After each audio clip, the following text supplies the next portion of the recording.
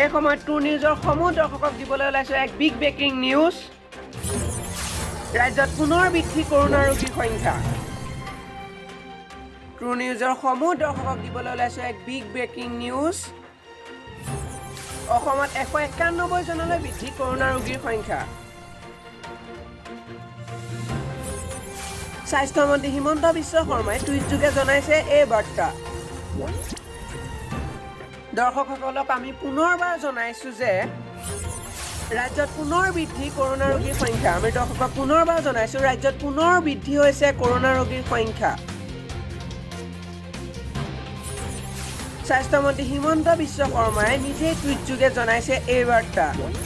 News desk report true news.